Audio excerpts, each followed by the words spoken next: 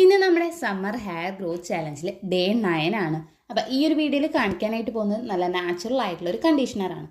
നമ്മൾ പൈസ കൊടുത്ത് വാങ്ങുന്ന കണ്ടീഷണറേക്കാൾ ഏറ്റവും നല്ലതും അതേപോലെ തന്നെ നമ്മുടെ മുടി വളർച്ച കൂട്ടാൻ വേണ്ടിയിട്ട് മുടിയുടെ കൊഴിച്ചിലൊക്കെ നന്നായിട്ട് കുറയ്ക്കാനായിട്ട് സഹായിക്കുന്ന നല്ല നാച്ചുറൽ ആയിട്ടുള്ള കണ്ടീഷണറാണ്. അപ്പോൾ അത് എങ്ങനെയാണ് നമുക്ക് തയ്യാറാക്കാം എന്നുള്ളത് നോക്കാം. അതിനായിട്ട് ആദ്യം തന്നെ നമുക്ക് ആവശ്യമായിട്ടുള്ളത് കഞ്ഞിവെള്ളമാണ്. അപ്പോൾ തലേ ദിവസത്തെ ഉപ്പിടാത്ത കഞ്ഞിവെള്ളം എടുക്കാനായിട്ട് ശ്രദ്ധിക്കാം. അതേപോലെ തന്നെ ഏതരിയുടെ കഞ്ഞിവെള്ളം വേണമെങ്കിൽ നമുക്ക് എടുക്കാവുന്നതാണ്. ഇനി ഇതിലേക്ക് ഒരു 1/4 ടീസ്പൂണോളം ആവണക്കെണ്ണയും കൂടി ചേർത്ത് കൊടുത്ത് നന്നായിട്ടൊന്ന് മിക്സ് ചെയ്യാം.